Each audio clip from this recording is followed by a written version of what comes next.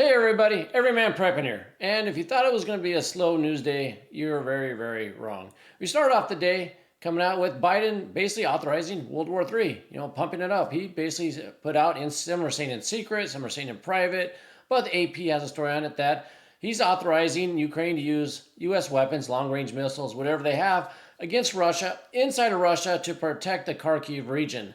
We're going to get more in detail what that is and what that means for the war. And like I said, basically promoting World War III, trying to get it started. And that was the big topic. Everybody was talking about it, excited. What does it mean? You had people on both sides either cheering or booing for that. But then we got to push that out of the way so we don't think about it anymore because the Trump verdict came out. And yes, Trump found guilty.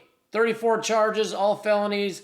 They carry like 4 or 5 year terms each. Can be like 120 years in prison. First president found guilty of a felony. All this stuff coming out totally wipes off the oops, we're trying to start World War III news, and now we're talking about Trump and if he can be elected and all that. We're going to talk about both those stories plus other things and what I think they're doing, what it means, what you need to watch out for. So let's get started. Let's look at this. First, though, I want to start off with early morning news. It says here from the Associated Press. We're going to go through my bookmark timelines on X with the stories as we go, because news was going so fast, I just started bookmarking things so I could talk about them as we go here.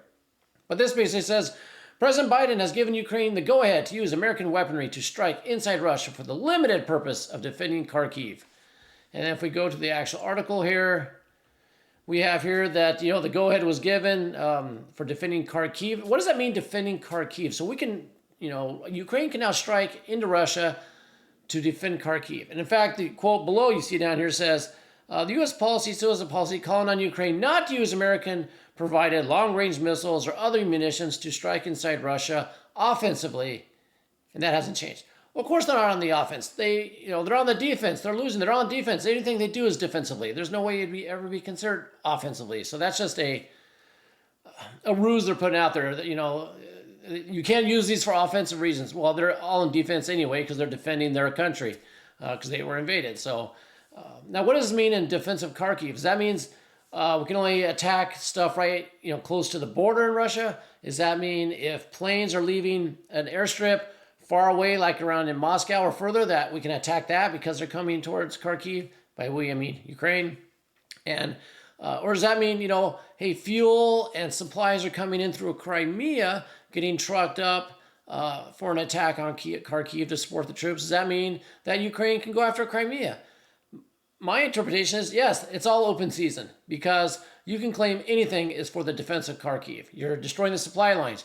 You're destroying planes that are coming from far away. You're destroying the bombers. You're destroying the manufacturing sites that are making the weapons that are being used in Kharkiv. So basically, Biden put out here that all U.S. weapons can now be used throughout Russia. Okay, so, Russia's already said, you start doing that, we're going to be stepping this up another level. Maybe we'll blow off a nuke for demonstration over in Siberia somewhere up in the Arctic just to show you we're serious. But, okay, so basically this came out, yes, we're starting World War III, basically. We gave the okay to Ukraine to ramp it up. So that was the big talk. Everybody's talking about it. Things are coming out. But then we have, boom, the jury comes out with the verdict saying Trump guilty, all charges, 34 counts, all these things. Then you start seeing stuff like this. Donald Trump is convicted on all 34 counts. He's the first former American president to be found guilty of felony crimes. Then you have Tucker coming out saying, import the third world, become the third world. That's just what we saw. This is exactly what Tucker said when I'm reading. This won't stop Trump. He'll win the election. If he's not killed first. So that's what Tucker's thinking. Tell me what you think below. Do you think we even make it to an election? Do you think Trump makes it to the election? Do you think he goes to prison? Write in the comments below. At the same time, hit that like button, share, comment the video, all that great stuff. We'd love to get this out to as many people as possible. Continuing on here with Tucker, though, it says, but it does mark the end of the fairest justice system in the world. Anyone who defends this verdict is a danger to you and your family. So what Tucker is saying is, why are not just the media or the politicians coming out of this locally? Your friends, your family, your neighbors, the guy at the grocery store, wherever. Tucker's saying, according to him, if you hear people defending this, he counts them as being a danger to you and your family. Do what you will with that information, what you think. But that's what he's heeding. And then we have this one that says the judge has set Donald Trump's sentencing to July 11th. Very quick now. Just days before the Republicans are set to select him as the 2024 nominee. Probably no coincidence there, right? We're going to sentence you to jail a couple days before you're supposed to be the nominee. I'm sure that was totally by chance, not set up on purpose. And of course, we have the CNN here in this top one. There's a celebration going on in the Biden campaign headquarters. So if that doesn't show you we're in a third world country where there's no rule of law, the justice system's bought for, that political opponents are basically railroaded into prison time to get rid of them, so there's not a fair election. This pretty much says that right there. That the Biden is partying in the headquarters because his political opponent on trumped-up charges by a New York district attorney, pushed by the administration, by a jury selected over there, convicted your political opponent to get him out of the way of the election, in theory. Will this stop him from being president or going to the election? I don't think so. Will it make it to the election? Like I said, put below what you think. So those are the two main talks right now. Everybody's on fire. Now, could there be civil unrest because of this? Yeah, some people might be very upset by this. Some people might be very happy. So it could be civil unrest either way. So just stay out of it.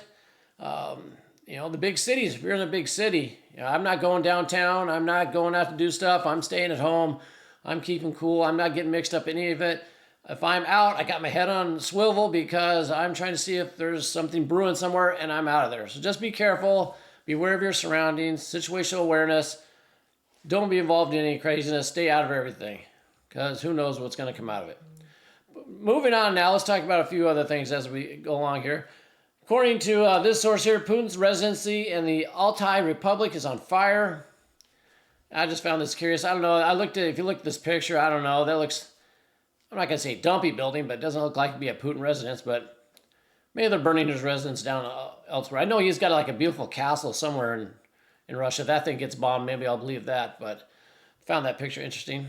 And then what else? We got, wow, this is an earlier one today. I said, President Joe Biden secretly permitted Ukraine to strike Russian territory. Yeah, we know that. The Belarus, the Gomel region, on the border of Ukraine. This is Ukraine here. This is Kiev. I don't know what language, Russian or whatever, but that's Kiev. This is that region they're talking about. It's called the Gomel region. It's they're going to switch to martial law, says the deputy minister. This is according to TASS, basically the Russian CNN or so. You're only going to do martial law if you think you're going to need to, if you're going to, there's going to be some wartime activity going on. Either you're going to instigate wartime activity or they think Ukraine is, or Poland, but probably Ukraine because it's right next to Ukraine. So you don't do martial law unless you think that there's going to be some military action coming soon. So we need to keep your eye on that one. Yesterday, you heard about the F-35 crashing. Here's a video. Let me see if I can make it a little bigger. No, it won't get bigger. But you can see the plane, the F-35. You can see the ejection of the pilot right there. I don't know what the cause of it was, but this is the video. There's another small one. I know it's hard to see. It's pretty small. But that's just the video on that one. What else do I have? Yes, last night there were 8 ATACMS. They shot them into the Kerch region, not the bridge, but next to it, the ferry and whatnot. Russia said they downed everything. Of course, they always say that. Ukraine says they hit a lot of stuff, fog of war, all that. But there is some damage. You can see some photos here. We got the railway on the port hit here, the rail tracks. I don't even know if they're being used as rail tracks anymore, but you can see some damage. There's some holes and stuff. So some ATACMS did get through. Big hole there. And, I don't know if I have the pictures, but there's a ship that was hit. I don't know if I have the photo, but they did hit a ship as well. There's also notes that Ukraine's saying that the ATACMS missiles, the long-range ones, are finally arrived. They've never seen so many. What a coincidence. They say that, and then Biden puts out, hey, go ahead and lob those suckers into Russia. So probably not a coincidence either. Then we have Putin going to Vietnam. Like I said, he's on his World Ally Tour. He's got to go visit North Korea. We're in Vietnam. Because when you do your thing, whatever that thing is, you need to have your allies at your back to make sure, you can keep going on with your trade, your business from when you're cut off. So the Putin World Tour is still going on. This is those pictures. I did have pictures. Here you go. This is that ship, landing dock, whatever you want to call it, that was damaged by an ATACMS. You can see the mark there. And here again as well. So just more proof. What else do I have here? Oh, yeah, Macron. French President Macron wants to form a European coalition for military training in Ukraine. Discussions are underway. An announcement is expected during President Zelensky's visit on the 80th Normandy landing, June 6th to 7th. I don't even know if we make it to June 6th and 7th before we find that French and other troops are running through Ukraine, quote unquote, training people. It's going to happen, and they're very excited. I talked about this on an X post earlier. Moderna shares rise and report the U.S. government is preparing funding for mRNA bird flu magic potion. So yes, you can see it on the screen here. We got the bird flu magic potion coming. mRNA again. So, well, we all know what happened last time, but they're going to try it again. They're doing it again, and what do you know? It's another election year. And it's another election year where the presidential candidate was just convicted of 34 counts. So yes, getting very exciting times. Very interesting times. Very, very interesting what's going on. What else do I have? Let's talk about this real quick. Okay, let's look at this. We'll do a couple more stories. I know we're getting on a little bit. So this weight loss drug you inject, Ozempic, it can boost the economy by $1 trillion. Why? Because Americans are fat and lazy, basically. There's also another drug. It begins with a W. Can't remember the name of it, but they're both weight loss drugs. But this is saying it's gonna boost the GDP. It's gonna boost the economy. It's great. Everybody should take this thing. If 60 million Americans, that's like a fifth of the population or so, fifth, sixth of the population, take it by 2028, the GDP can grow by 1%. How great is that? Like I posted it, I just have a bad feeling. If you're taking these drugs, injecting these drugs to lose weight, there's got to be consequences coming. That's just my opinion. Not a doctor, just my opinion. I just have this feeling that, it just gives me the 2019, 2020 feeling.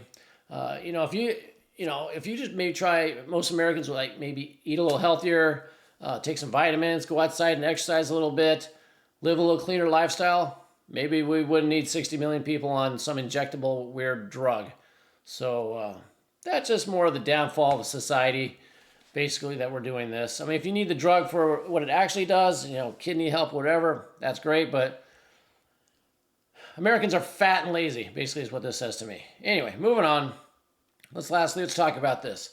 Senior U.S. officials have reportedly conveyed to the Ukrainian government that they are extremely concerned about 2 attacks recently on the Russian over-the-horizon early warning radar system along the southern border of Russia.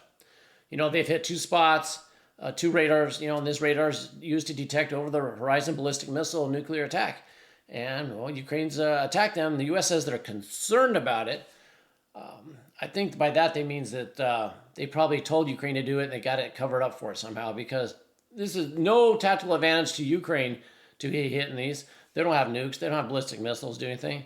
So do you think they just randomly on their own said, let's take these out without direction from some other state agency, NATO / somebody? No.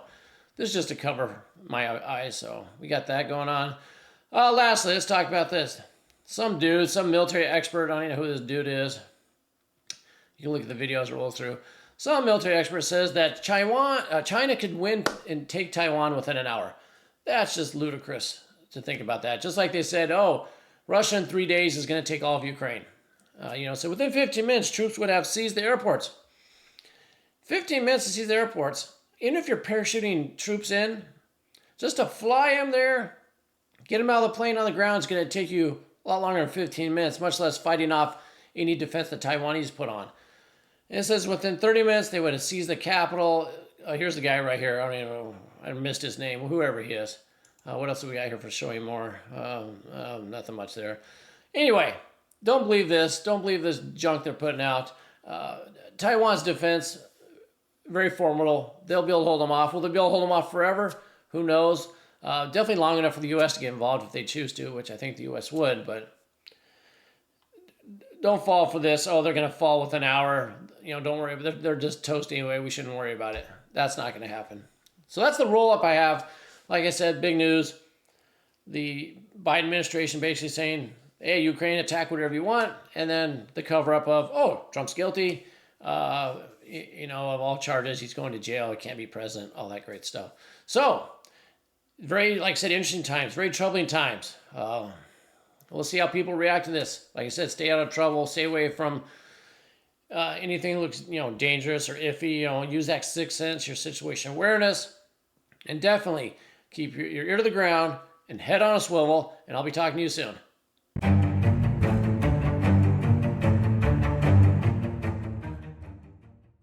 If it bleeds, we can kill it.